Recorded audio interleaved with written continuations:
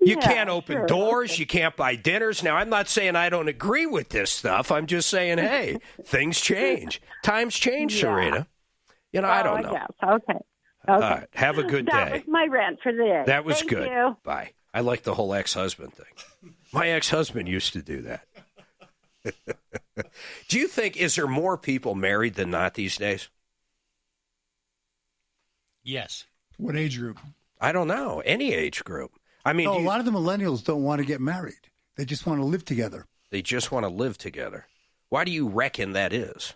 I'm trying to use words you're familiar with. They probably learned from their parents. Hey, Mike Wilkie with Garden of the Gods Homes. You guys, and I want to say this, we have a new audience. It turns over all the time. People are driving everything. So anytime you need a custom home built, I found these guys down in Colorado Springs are excellent. In fact, not just Mike, but I've said this like 5 times. His dad, his dad's dad, and his dad's dad's dad have all built homes. But you guys do other stuff. And what do you guys do? It's first of all, it's Pikes Peak region. But what do you guys do outside of brand new custom homes? And you've built hundreds, if not thousands of them.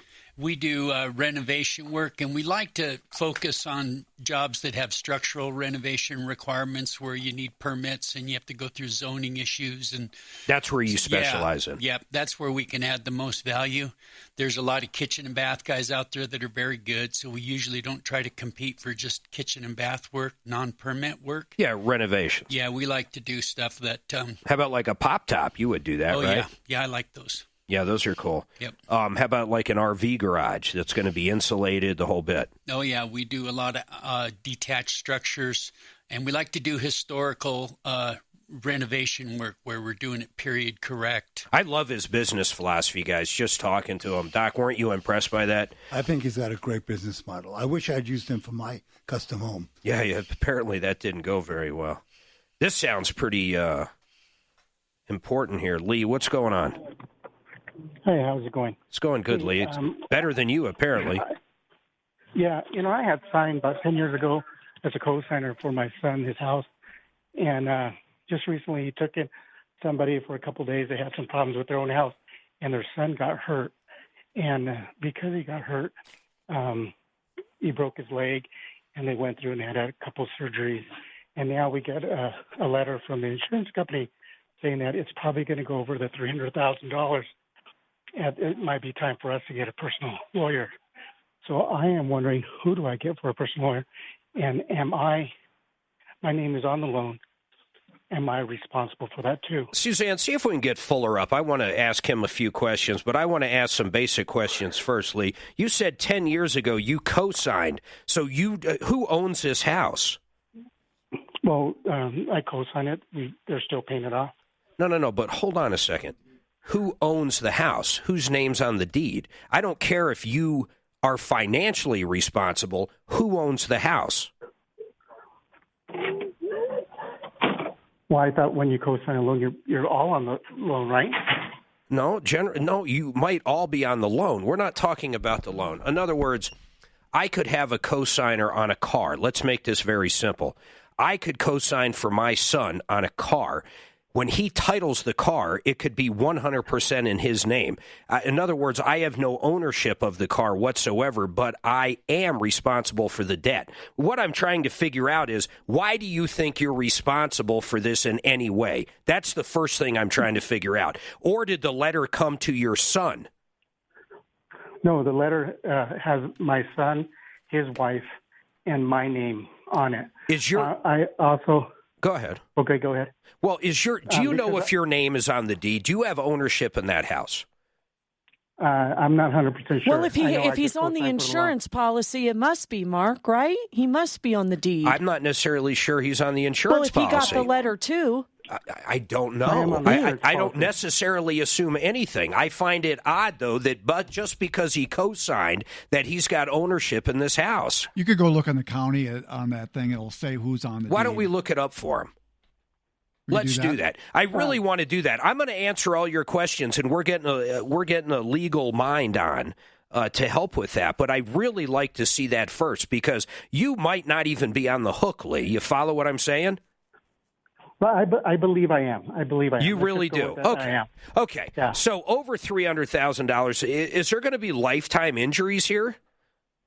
No, what happened is that the kid, from what I understand, I'm not 100% know what went on, but the kid fell, broke his leg, and it broke pretty bad where they had to have surgery on it and put pins in there. Well, they have had a second surgery now to take the pins out. He's up fine, running around. He's fine now, but the way the insurances are, I'm sure for the medical and stuff, they're charging a pretty good price on it. You know, what's interesting, how much money do you guys have?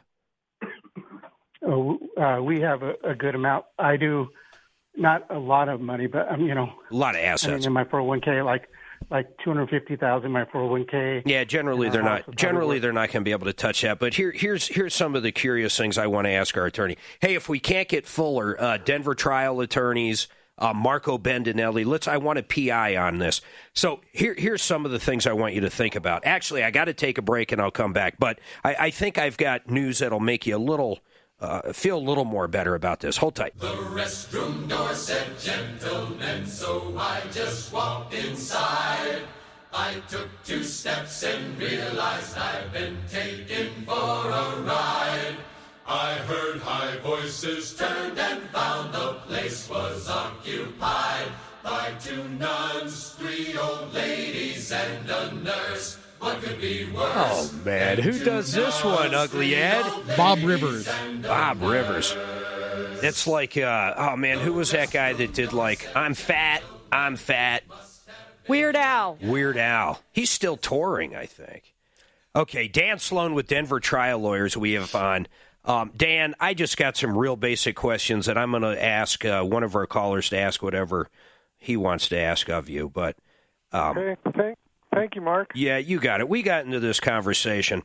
An insurance company in general, let's talk an auto accident, and then I believe, in fact, I'm sure of it, we can apply that to a homeowner's policy. But if you only have $25,000, let's say you have the lowest policy, whatever state you're in allows, okay? And there's an accident, and that person really doesn't have any money. That's why they have the lowest amount of insurance.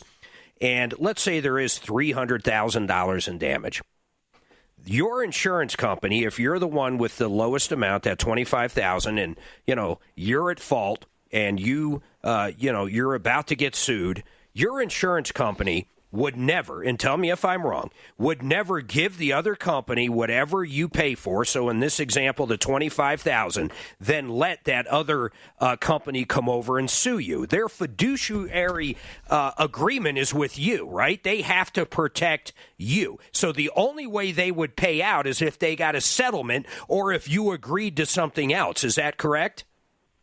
Well, the way they would pay out the policy limits is in exchange for a full and final release from whoever they're paying the money to. Yeah, so just to clarify, because Dan is very slow here, just to clarify, if it's $25,000, they would have to sign a full release, so they couldn't turn around and sue you again for the other $275,000, even though you don't have it. That's correct. Your insurance company should not be putting you in a position where you're going to be sued by someone else and paying out the money.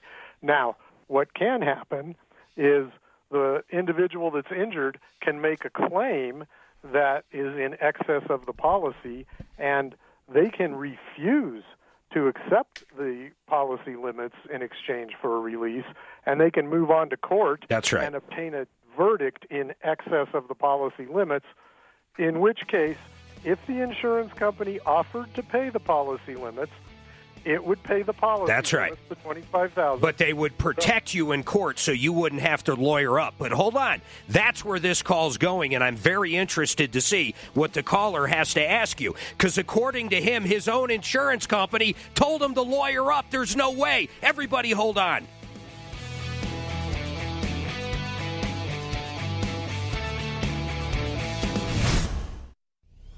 This is the Troubleshooter Show. Help, I need somebody. Now, Tom Martino, the Troubleshooter. Welcome to the show, the only show of its kind. We are here to solve problems, answer questions, take your complaints, try to help you out, try to give you advice. We have one of our experts on, Dan Sloan with Denver Trial Lawyers. I'm going to bring him right back up. But to catch everybody up, Lee called up. he co-signed on a house, and I'm saying this for Denver trial lawyers, Dan, as well. So, Dan, he co-signed on a loan about 10 years ago on a house. We're assuming his name is on the deed. Anyhow, someone fell in the house, and his insurance company apparently, Dan, his insurance company apparently wrote him a letter saying, hey, you better lawyer up because you only have $300,000 in coverage. I mean, right there it sounds a little strange, right? No, actually it doesn't, Mark. His insurance company's doing what it should be doing. Okay, hold on. Let me bring him up. Hold on. I want to bring Lee up. Keep going, Dan. Well, what I was going to say is if this claim is potentially going to exceed the policy limits of $300,000, then Lee does need to get his own counsel involved. I thought your insurance company had to fight for you. You're saying if these people are going to sue him for more than the $300,000, first of all, they'd never settle for that, right? Well, I don't know if they would or not. No. I'm saying his insurance company can't simply write them the check for $300 and tell Lee, okay, there, we did our part. No, they won't do that. What they're doing is they're probably willing to pay the $300,000, and they will step up and defend him in court. Got it. Whether they are willing to pay that or not, but because there's a potential excess, he needs his own attorney. Okay, and just to help us out, why would he, if they're going to defend him in court, why would he need another attorney? Well, it's kind of a complicated relationship, but technically, the lawyers who are representing him are hired by the insurance company, but they technically represent Lee. That's right. That's how they do it. But because their representation is it's sort of up and to the amount of the policy limits is the best way I can put it. Okay, let me ask this, Dan. If his liability insurance covers up to $300,000 and they are representing him in court during a trial, that $300,000 on the liability payout still doesn't change. They can't say, hey, we spent $200,000 defending you. That comes off the $300,000? Well, it depends on the terms of the policy. If it's what they call a wasting policy or a Pac-Man policy, then the defense costs will come off of that $300,000. Well, generally speaking, in a homeowner's policy, how does it work? How is it usually stated, generally speaking? Generally, it's not okay. A policy, but that's something very important to know. Okay. Now, Lee, do you have any questions for Dan? Because now I understand what's going on a lot better. Okay, as the co-signer to the loan, am I responsible for damages? I don't live there. I've never lived there. Am I still responsible? And what I told him, Dan, just so you don't have to recap stuff that might have already been said, I have no idea if he has ownership in the house. He doesn't know if he's on the deed. He assumes he is because he co-signed. But I have no idea. We're going to get his address and check the county site, but we don't know if he owns the house or not. Okay. Well, that's the million-dollar question right here. In Colorado, under a premises liability theory, the property owner is responsible for what occurs on the property. And there's a very, very broad definition of what constitutes a property owner in Colorado. If you're on the deed, Lee, you're 100% the property owner. If you have control and are conducting activities on the property owner, you are the property owner. Now, simply co-signing, I don't know the answer to that off the top of my head.